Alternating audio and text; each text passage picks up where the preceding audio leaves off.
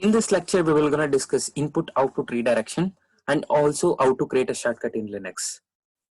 So first, we will gonna discuss output redirection. Let's say you have some command. So when you execute it, you will get some output. You want to store that output in a particular file. So then you can go ahead and you can use this output redirection symbol and you can redirect your output to a particular file. And also while using this output redirection symbol, you need to keep in mind few things. So like let's say you have a file which is already existed. So if it is empty, then fine, you can redirect your output to that particular file. And so if your file has some content already, so then when you use this output redirection, what it does is it will gonna override the old data with the new data, whatever you have got from your command. Okay, so when you're using this particular command, you need to make sure whether I need to replace it or whether I need to append it. If you want to append it, so then you need to go for other redirection symbols. Like if you want to override already a existing file with some content, so then you can go ahead and you can use this one. So let's get onto the mission and let's see how it works. Okay, so now what I'll do is I have ls-l. So in the output of this command, I need to store it in a particular file. So that time what I can do is ls-l and I can use this redirection symbol, and then I can use file name which is not there. I'll just take like ls_xyz, okay, and then .txt. So when I do this one, so the file will be created when I view the content of ls_xyz. So I'll be able to see the content of that ls-l. Okay, now again when I do ls-a and when I redirect the output of this to ls_xyz.txt, so what happens is now when I view the content of ls-_xyz, so the content is replaced. As you can see here, ls-a's content is there in this particular thing. Okay, I don't want to do this. I want to append it to the already existing thing. So then you can go and you can use this append redirection. So what it does, if the content is already there in a particular file, so what it does, it will just gonna concatenate.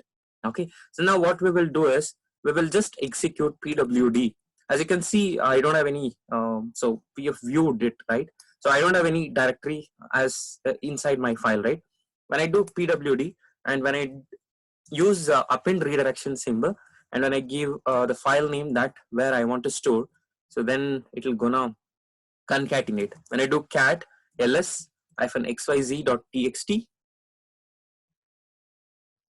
so you can see like now it has been concatenated. So that's what it's depending on your requirement, like whether you want to override it or you want to append it. So depending on your thing, so you can use a output redirection and append redirection. And we have something called as input redirection. So this input redirection is basically to give the input of a particular file to a particular command. So I can do that. The basic simple example is like, let's say you want to give the input to the cat command. So then I can go ahead and I can give this input redirection symbol, and also whatever the file I want, I can give that. So what it does, it will I'm supplying this as an input to the cat command. Okay, so like this is a simple example. So if you want to give input to a particular command, so then you can use this input redirection symbol. And we have something called as error redirection symbol as.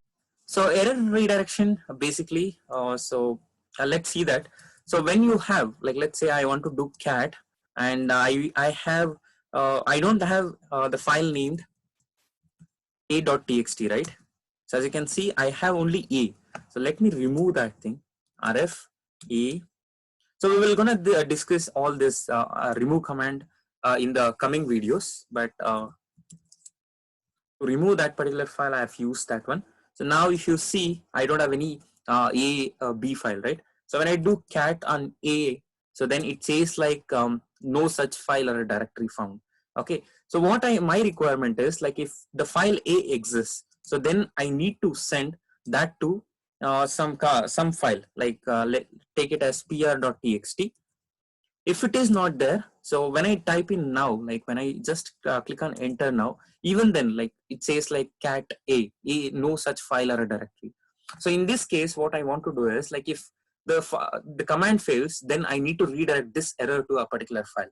So how to do that? So for that, we can use this error redirection symbol, and then we can store this error message in a particular file. Okay, so what I can do is there is error redirection, as I already mentioned. So we can use that, and then I can just type in error.txt. Okay, when I do this one, see, even then, like if it has an error, so then it will be redirected. If the file is file A is there, so then the file A content will be sent to this pr.txt, and if it is not there, so then it will gonna redirect to error.txt. So when I do cat on error.txt now, so I should be able to see that error. Okay, so this is how you can, like if you have any errors, you can redirect it to error.txt. And so also I told you that, like we will gonna discuss how to create a shortcut in Linux systems, right? So for that we need a file, so which is basically which will be there in your Linux machines. If it is not there in your home directory, my user's home directory is this one, right? So in the home directory of user, so you need to create this bash rc file. Okay, by default, if you take Linux machines, mine is Linux Ubuntu machine, so it is there for me. If it is not there also, you need to create it and then go inside that bash rc file. Sorry about that, I need to be give dot bash rc, and then so when I go inside, so there are a couple of commands that have they're already executing. And let's say my requirement is I'll gonna execute the base name, that pwd. I want to get when I type in B, I need to get the base name, present working folder basically. Okay, so if I'm using that particular command regularly, so rather than typing the entire command, what I can do is I can create a shortcut, and when I type in B, I should get the output what base name gives me. Okay, so what I'll do is so let me create. So in this file, this file is basically called as startup scripts as well. So when you start your mission, Linux missions, so this script will be executed first.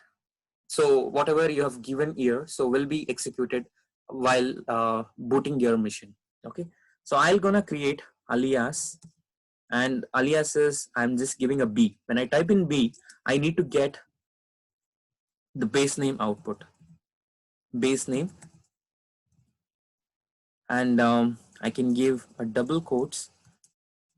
We have already discussed this particular command. When I type in this command, I'll gonna get the present working folder, right? So that is what, so rather than typing the entire command, what I'm trying to do is when I type in B, I should get the same functionality how the base name and $pwd executes. Okay, so let me save this one.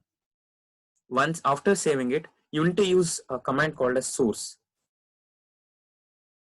because these are the scripts that I've changed, right? This is a kind of like configuration change itself for my particular system. So if you want to load those things, like whatever the changes you have made, and you want to load those things, so then you can use the source command and you can load all the changes that you have did. Okay, so now when I type in, so rather than typing like base name $pwd, I can just type in B. I'll get the present working folder. So for the confirmation, I'll go inside one more folder, and when I type in B now, I should get the present working folder. So this is how, if you are working with big commands, so in your day-to-day activities, you can go ahead and you can create a shortcut and you can use it very easily. So that's it for this video. In the further videos, we will gonna discuss few more Linux commands.